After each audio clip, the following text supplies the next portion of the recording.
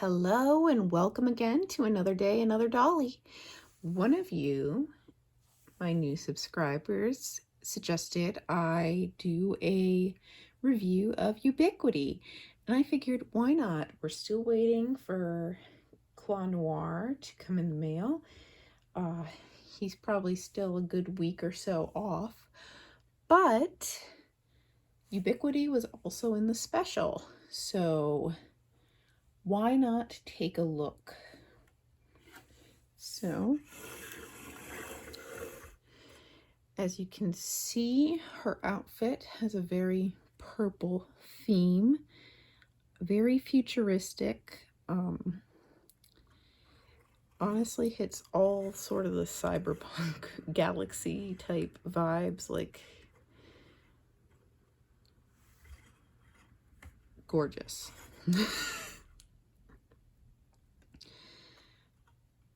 Now, one thing you may notice at a distance, you can't easily see her eyes through the visor. I feel like maybe they could have made it just a tad thinner, though they were probably worried about it breaking. Let's take an up-close look at that visor, and then we'll pull it off so we can see her face a little better. So, here is Ubiquity, and they came up with a fairly decent sculpt to keep it on her head with a headband style cross piece.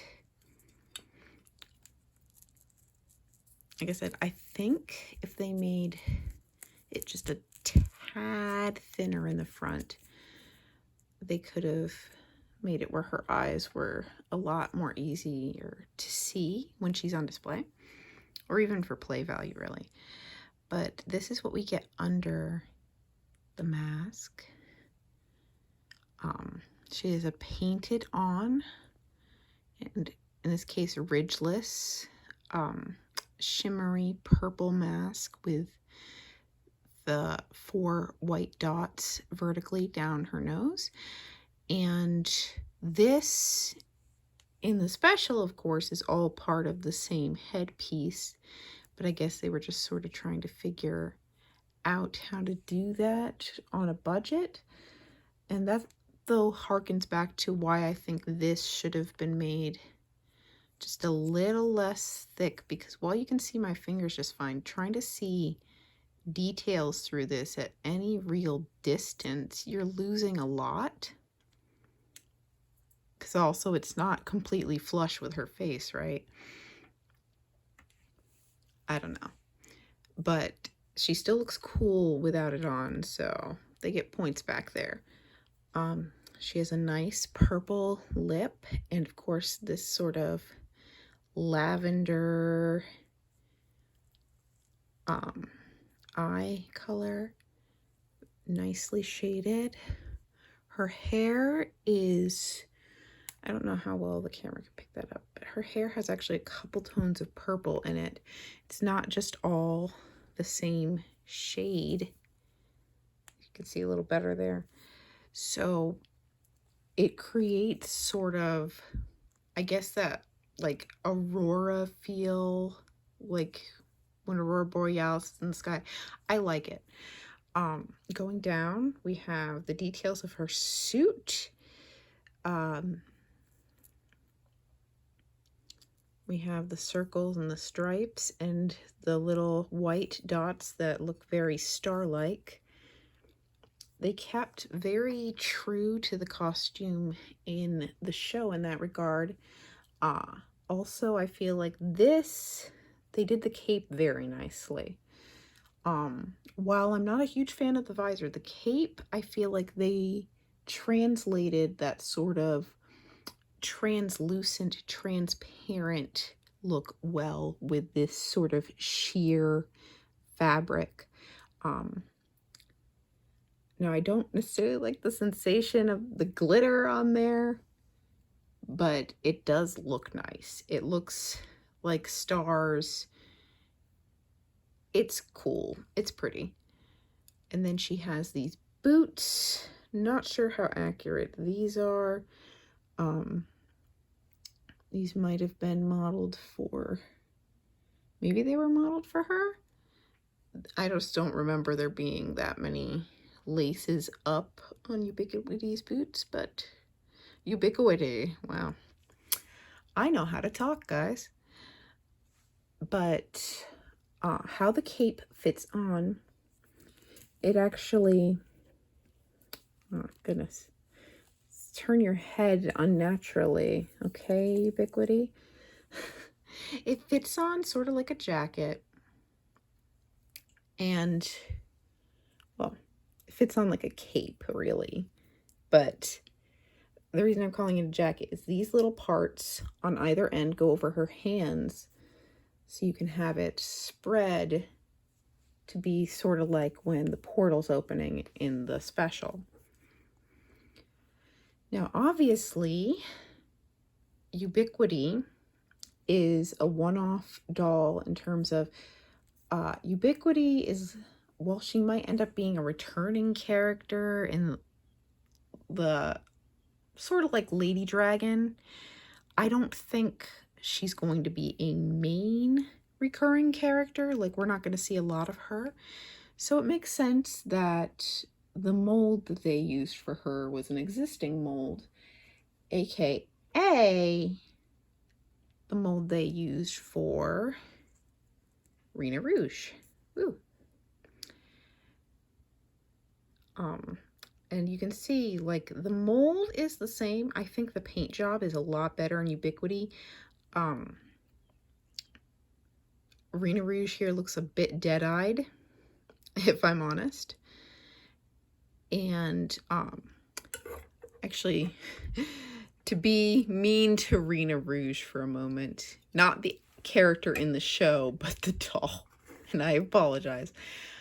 I feel like they were still getting their legs under them in terms of how Playmates was handling the doll line, because this red for her hair doesn't quite feel like it matches the show, and she doesn't quite have the length on the sides that she should, and she doesn't have any of the white in her hair that she should.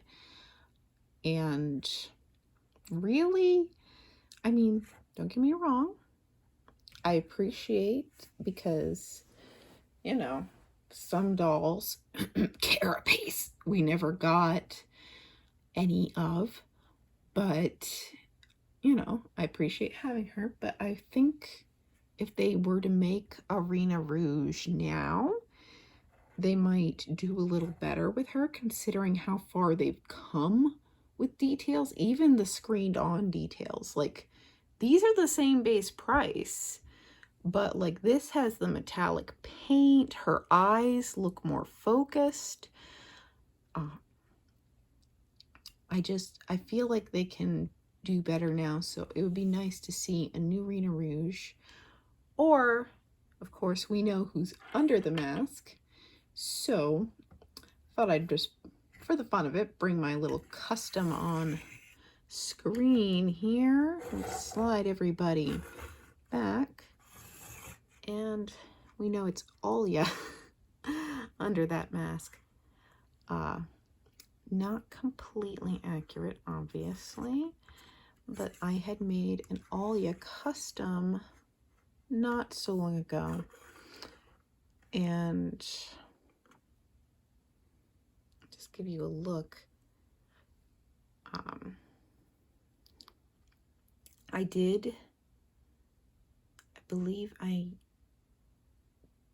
at least painted her glasses. I don't remember if I made these ones anymore.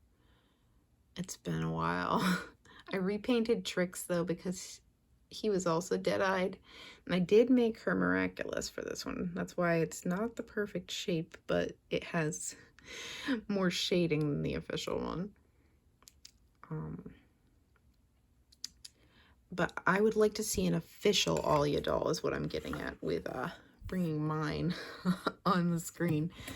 I would like that very much, because we almost got teased it, right? Like when the Marinette bedroom and balcony playset came out, we sort of got teased that we would get an Alya because they showed her like on the roof with Marinette or something. They showed Adrian on her roof, I think, actually. But Alya was on the packaging. And so it gave you the impression that we would be getting an Alya sometime soon after that. And of course, for the Playmates line, the only non-hero characters we've gotten in doll form have been Adrian and Marinette. So, you know, it's just, I don't know. I understand if you want to make sure that the characters that you're making are going to sell, but I'm pretty sure you'd be fairly safe with an Alya. The old Bandai line got a Chloe, but even then, they didn't get too far into civilian identities. But back to Ubiquity. I think she's a good bang for your buck.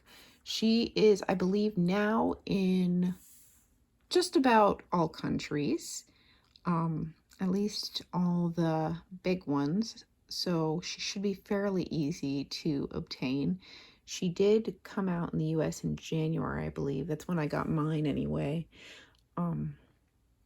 But yeah, she's a very nice doll. She shows, like I said, a lot of attention to detail. Yes, there are flaws, aka headpiece, but for the price point, which is what, $16.99, you can get her at Target, you can get her at Amazon. She's a nice doll. She has all the articulation that we've come to expect in the line. Let me get her out of her cape to just illustrate that.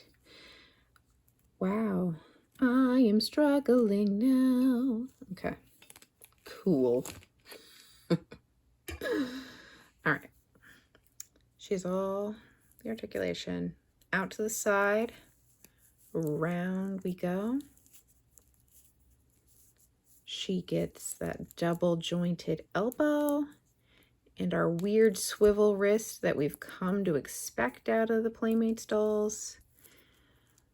She has side-to-side head articulation, virtually nothing up and down. I mean, that's just like where the head's attached. It's not gonna really stay. She has standard waist articulation.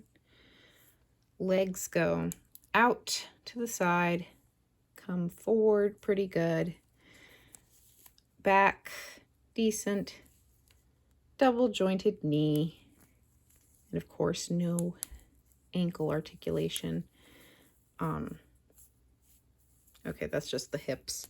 I was like, wait, does she have anything in her trunk? But no. Again, fairly standard for the line, but for that price point, I mean, there's a few other things you could get at that price point, but not many anymore. Like a doll in the fashion aisle under $20 is kind of becoming almost unheard of. The prices are going up, and so for this price, I would say it's a complete win. It has that fantasy colored hair, nice face. Even if you're not into Miraculous, a kid might really like this. So, and of course, if you're a collector, you really like it too. But yeah, I feel like they really knocked it out of the park with this one. I really want to see Playmates, in a sense, take more risks as far as try to introduce more of the characters with distinct designs.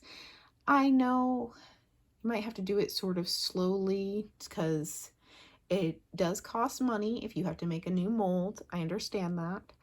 But, you know, just say give us one or two of the other sort of main supporting characters every once in a while. See how it does. And if it does good, you know, you can keep making more. If not, okay, you have the dolls that you know what sells, as far as everybody wants their ladybug. I get it. But I want Alya.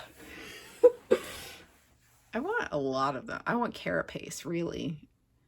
Carapace, he's been due. And with the quality going up, it seems like now is the best time. Bring out Carapace. You'll have all the collectors jumping for him. Maybe some of the kids too. If you want to even, you know, boost sales, include him in a 2-pack with Rena Rouge, since they know each other's identities. I mean, you just did the wedding set for Ladybug and Cat Noir. Why not, you know, Rena and Carapace go on a date? I don't know. Anyway, this has been another day, another dolly, and another tangent. Bye!